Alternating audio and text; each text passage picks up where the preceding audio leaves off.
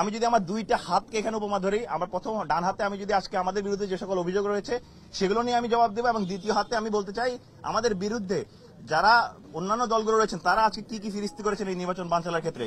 প্রথমত বলা যায় আমাদের বিরুদ্ধে অভিযোগ আনা হয়েছে ভোরে আমরা নাকি 21 নং হলে লিফলেট, এই অভিযোগ এনে আমাদেরকে গণতান্ত্রিক ছাত্র সংসদের সদস্য সচিব সেখানে মব তৈরি করে উল্টো আমাদের উপর দায় চাপিয়েছেন। প্রথম ব্যাপার হলো সেখানে 21 নং হলের যিনি প্রভোস্ট ছিলেন তিনি গতকাল থেকে অনুমতি দিয়েছিলেন, আমাদেরকে অনুমতি দিয়েছেন, ছাত্রদলকে অনুমতি দিয়েছেন ভোট কেন্দ্রের বাইরে, অবশ্যই 100 গজের বাইরে গিয়ে সেই প্যানেল পরিচিতির জায়গাগুলো বিলি করা যাবে। ওনারা সেখানে পরিকল্পিতভাবে এসেছেন, এসে আমাদেরকে পরিকল্পিতভাবে এইগুলো টেনে হিচড়ে আমাদের যেখানে ওখানে যারা পোলিং এজেন্ট ছিলেন বা আমাদের সমর্থক ছিলেন তাদেরকে অপদস্থ করেছেন, তাদেরকে মব তৈরি করে সংবাদ সম্মেলনে এসে বিভিন্ন জায়গায় বলার চেষ্টা করছেন আমরাই নাকি এই জায়গা করেছি। এই জায়গায় সুস্পষ্ট মিথ্যাচার। দ্বিতীয়ত আমাদেরকে বলা হচ্ছে আমরা নাকি ওএমআর মেশিনের যে প্রতিষ্ঠান থেকে আনা হয়েছে সেই প্রতিষ্ঠান নাকি জামাতের প্রতিষ্ঠান। এটা দিয়ে আপনারা অনলাইনে ফাইল আপ দেখতে পাবেন। আমরা আপনাদেরকে বলতে চাই যেই প্রতিষ্ঠান থেকে আনা হয়েছে HR সফট বিডি, সেটির চিফ এক্সিকিউটিভ অফিসার সিইও হলেন রকমুনুর জামান রকি, ওনার রনি। ওনার ক্ষেত্রে আপনি দেখুন, ওনার পোস্ট দেখুন, কাউকে অপমান অপদস্থ করতে গেলে একসময় প্রকৃতির নিয়মে সেটা ফেরত আসে। খালেদা জিয়ার ছবিকে বিকৃত করার প্রতিবাদ জানিয়েছেন উনি। বিএনপি চেয়ারপারসন খালেদা জিয়ার আইনজীবী, বিএনপি আইনজীবী সম্পাদক সানাউল্লাহ ওনার ব্যাপারে সে প্রমোট করে ফেসবুকে পোস্ট দিয়েছেন। এবং আলহামদুলিল্লাহ তিনজনই দিনাজপুরের কৃতি সন্তান, খালেদা জিয়ার পারিবারিক ছবি। এবং আপনি দেখেন মির্জা ফখরুল ইসলাম আলমগীরের ছবি। সর্বশেষ দেখেন তারেক রহমান এবং ডক্টর ইউনূসকে এখানে ধন্যবাদ জানিয়ে ছবি। আরো রয়েছে সবগুলো দেখেন ওনার রাজনৈতিক পরিচয় আসলে বিএনপি ব্যাকগ্রাউন্ডে। তাহলে আসলে কিভাবে মিথ্যাচার করে জামাত নিয়ন্ত্রিত, আমাদের কথা হলো হুএভার হি ইজ, মেশিনটা কোন প্রতিষ্ঠান থেকে আনা হয়েছে সেটা কোনো ফ্যাক্ট হওয়ার কথা না।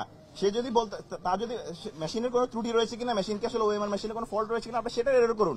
আমরা যদি বলি বর্তমান বিশ্ববিদ্যালয়ের যিনি উপাচার্য রয়েছেন তিনি তো বিএনপির জাতীয়তাবাদী শিক্ষক ফোরামের সভাপতি ছিল, তাহলে কি বিশ্ববিদ্যালয়টা বিএনপির প্রোডাক্ট হয়ে গিয়েছে?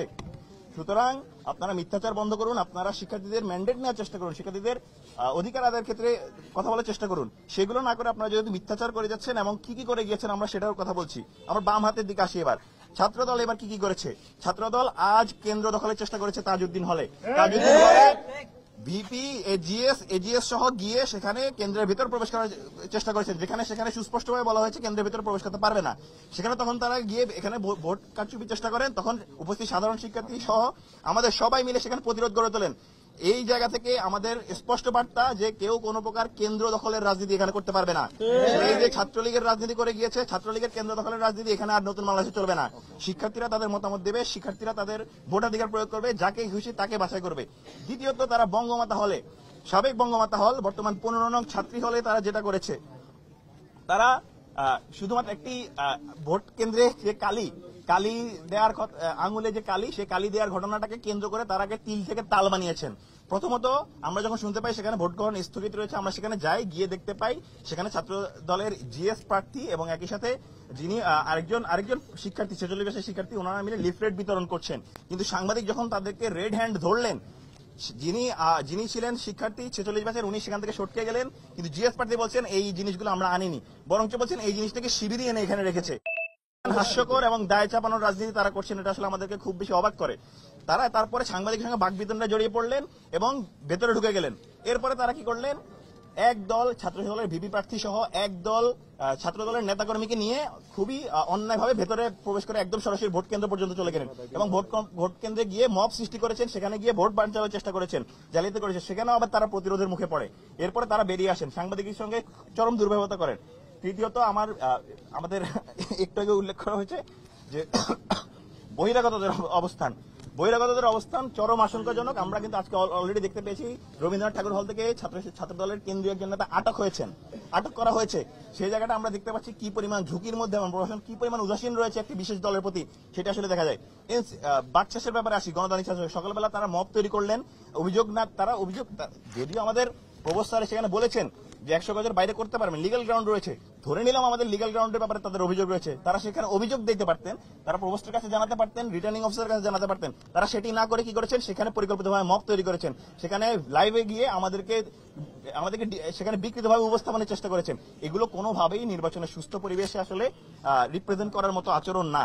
এবং সর্বশেষ আমরা দেখতে পেয়েছি গণতান্ত্রিক ছাত্র সংসদের একজন প্রার্থী তিনি অন্য হলের গিয়ে কেন্দ্রে গিয়ে করছেন। এগুলো সবগুলো আসলে কি নির্বাচনের আচরণবিধি লঙ্ঘনের জায়গা পড়ে।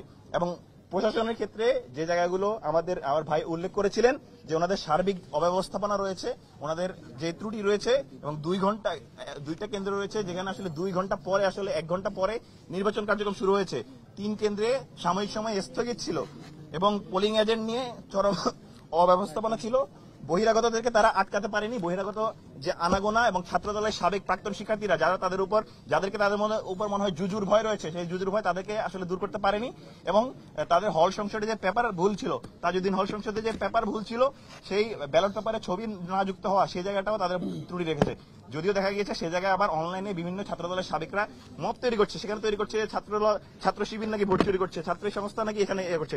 আমরা ওভারঅলি যা দেখতে পাচ্ছি সেটা আমাদের জন্য খুবই উদ্বিগ্নের ব্যাপার যে একটি সুস্থ রাজনৈতিক পরিবেশ যেখানে আমরা সবাই চাচ্ছি একটি সুন্দর নির্বাচনী পরিবেশ তৈরি হোক, সেই জায়গায় শিক্ষার্থীদের কাছে স্পষ্ট এটা কারা এই নির্বাচনকে তাদের নিজেদের দুর্বলতা হিসেবে তারা প্রেজেন্ট করছে, কারা এই নির্বাচনকে বিভিন্ন ফ্রেমিং এ শিবিরের উপর দায় চাপিয়ে সেই জায়গাটাকে প্রশ্নবিদ্ধ করার চেষ্টা করছেন। আমরা শিক্ষার্থীদের কাছে আহ্বান জানাতে চাই, আপনারা আওয়াজ তুলুন, আপনাদের আওয়াজটা ভোটের মাধ্যমে দিন। আপনারা সবাই চলে আসুন, আপনারা নিজ নিজ কেন্দ্রে ভোট প্রদান করুন। এবং ভোট প্রদান করার দ্বারা এখনো অনেক কম কাস্টিং হচ্ছে। আপনারা যদি ভোট প্রদান করেন, এই ক্যাম্পাসে যারা জুলুম রয়েছেন সেই জুলুমবাজকে এখানে পতন করা যাবে এবং একই সাথে আপনারা যে সাম্য ন্যায়ের ইনসাফ চান সেই ইনসাফটা কায়েম করা যাবে। আমরা সবার প্রতি আহ্বান জানাচ্ছি, আপনারা ভোট কেন্দ্রে আসুন, ভোট প্রদান করুন এবং নিজের মতামত প্রকাশ করুন।